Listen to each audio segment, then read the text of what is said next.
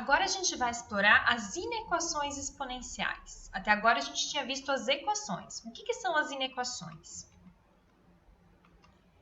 A inequação exponencial é quando aparece esse sinal de desigualdade. E equação seria um sinal de igualdade. E inequação é um sinal de desigualdade. Pode ser o menor ou pode ser o maior. Então, aqui, ó, quando a gente tem um número elevado a um expoente menor que esse mesmo número elevado a outro expoente, né? Então, aqui, o ax1 menor do que o ax2, então o x1 é menor do que o x2 para o a maior que 1. Então, quando a base for maior do que 1, é só pensar assim, se as bases são iguais e maiores do que 1, então os expoentes, um vai ser menor do que o outro. Agora, se a base estiver entre 0 e 1, então significa que quando a gente tem esse ax1 menor do que ax2, então o x1 vai ser maior do que o x2. Só tem que levar isso em consideração quando a gente vai resolver um exercício, tá? Então, por exemplo, aqui, ó, a gente vai colocar isso aqui de novo e vai colocar, um exemplo. 2 elevado a x mais 7, menor do que 32. A base é 2, o 2 é maior do que 1. Então, vamos transformar esse 32 em base 2 também, ó.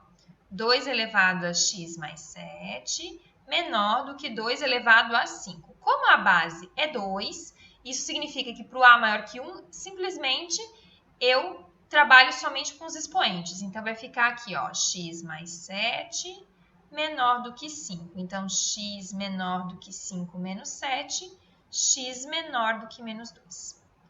Agora, se a base estiver entre 0 e 1, como é o caso de um terço, que é 0,3333, então a gente só tem que tomar o cuidado, ó, a base é a mesma aqui, que em vez de a gente trabalhar com x mais 2 menor do que 3, a gente vai trabalhar com x mais 2 maior do que 3. Inverte o sinal aqui, tá? Inverte essa operação, né? Então, x vai ser maior do que 3 menos 2, o x vai ser maior do que 1, né? Inverteu a desigualdade aqui. Então, é isso que a gente tem que levar em consideração quando a gente faz uma atividade como essa. Vamos dar um exemplo de onde a gente pode ver isso, porque às vezes na equação, para que eu aprendo, né? Então, tem um exercício aqui que foi tirado do 14 da nossa lista, que está assim, ó. Durante a ocorrência de um surto de dengue em certo estado, notou-se que o número de pessoas infectadas T dias após a primeira observação, ou seja, T igual a 0, poderia ser obtido pela expressão P de T, então, ou seja, a população é igual a 500 vezes 2 elevado a T sobre 4. Quantos dias, no mínimo, serão necessários até que o número de pessoas infectadas ultrapasse 32 mil? Ultrapassa quer dizer que este valor aqui, né, vai ter que ser maior do que 32 mil.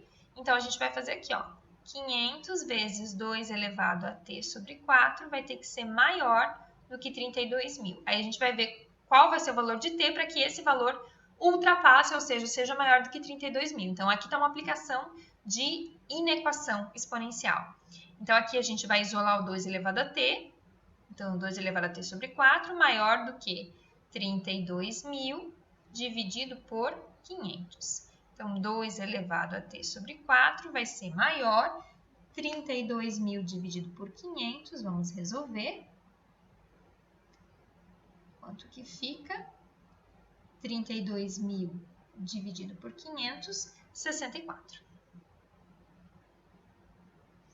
E a gente sabe que 64 é a mesma coisa que 2 elevado a 6. Ó, temos a mesma base, como a base é 2, que é maior do que 1, então aqui o sinal da desigualdade permanece. Então, t sobre 4 maior do que 6, isso significa que o t vai ser maior do que 24. Ou seja, após 24 horas, né, após as 24 horas da primeira observação, horas não, aqui são dias, né? Então, após 24 dias, o número de pessoas infectadas vai ultrapassar 32 mil, no caso desse exercício aqui. Então, para vocês treinarem um pouquinho, ó, para você fazer, tem 5 exercícios aqui para fazer, tá? Então, tentem lá, tomem sempre cuidado com a base, né? Aqui a base é menor, então toma cuidado que aqui vai inverter o sinal da desigualdade depois na hora de resolução. Aqui a base é maior, então não vai inverter. Lembrando aqui que esse 1, né? Quando é que a gente tem o resultado 1? Quando a gente tem o mesmo valor aqui elevado a 0. Então, só para vocês lembrarem. Ah, aqui a base é 4, aqui é 2, não é igual. Poxa, gente, mas 4 é a mesma coisa que 2 ao quadrado. Então, eu posso substituir, usar as propriedades da potenciação. Então, dá para a gente brincar bastante com as propriedades da potenciação que a gente já trabalhou. Então, aproveitem, façam isso e qualquer dúvida me avise.